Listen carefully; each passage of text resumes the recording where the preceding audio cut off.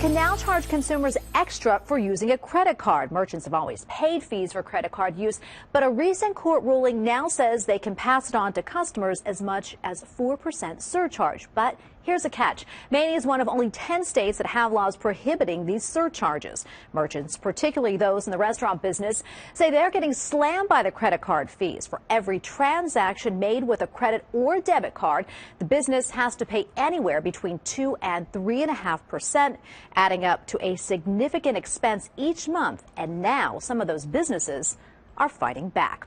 In our Project Economy coverage, News 8's Jim Keithley is live from Monument Square to explain. Jim.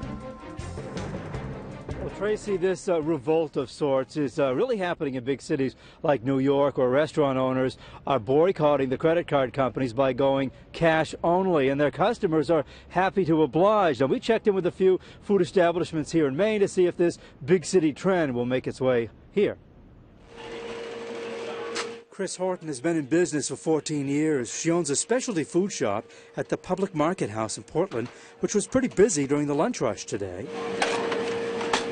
But she, along with other small business owners, are getting frustrated with the fees that she has to pay credit card companies each and every time a customer swipes. In the last 2 months, my credit card fees were together about $1,600, and that money could have been used in my shop.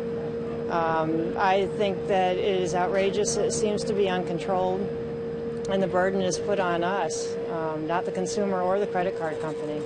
In an effort to educate her customers, she posted this "Please use cash" sign right next to her cash register. It appears to be working. On the flip side, a local institution that was cash only for 60 years finally accepting debit and credit cards so they can better compete and attract to a broader customer base. Cole Farms Restaurant in Gray started accepting debit and credit cards last summer. We're trying to appeal to every crowd that is out there, but a lot of people aren't carrying cash these days. They set up an ATM in the lobby, but even that wasn't enough. More customers wanting to pay for their meals on credit. So the credit card machines have been churning.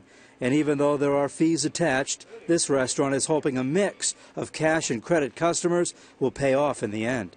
It's just going to broaden our horizons a little more, and it's slowly bringing up our business. Already a third of their customers are using credit cards. Most restaurants say credit card use accounts for 90% of their business, but there are always those who pay in cash. Would you ever pay in a credit card? Not as a general rule.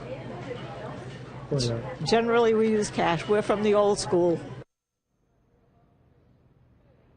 I checked in with the Maine Restaurant Association and others in the food industry, and everybody I spoke with today said they can't really imagine or envision restaurants here in Maine going cash only, because they say customers have become so reliant on those debit and credit cards that most likely they would turn around and walk right out if they're told, sorry, this is cash only.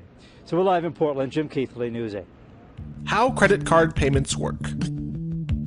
A seller has something a buyer wants. The buyer knows that paying by credit card has many benefits, including convenience, easy tracking, and security. Because the seller uses Authorize.net, she can accept all major credit cards. A credit card can be thought of as a promise to pay. When the seller finds out that the buyer can pay, this is called authorization. On behalf of the seller, Authorize.net contacts the bank that issued the credit card. If the transaction is authorized, the seller may request a claim on the buyer's line of credit. This is called capture. Authorize.net handles these combined steps in less than 3 seconds. Now the seller can hand over the goods and be confident that she'll be paid. But she still doesn't have her money. The process of transferring money from the buyer's issuing bank to the seller's acquiring bank is called settlement. Settlement occurs every night when banks connect to each other through a payment network. Authorize.net begins the settlement process by collecting the daily transactions and sending them to the bank. The payment network then handles the settlement. The buyer's money is now in the seller's merchant account at the acquiring bank. From here, the money is transferred to the seller's normal bank, and she can withdraw this money and use it however she wishes. Meanwhile, the bank that issued the buyer's credit card will post the charge. The transaction is now complete, and the purchase will show up on the buyer's credit card statement.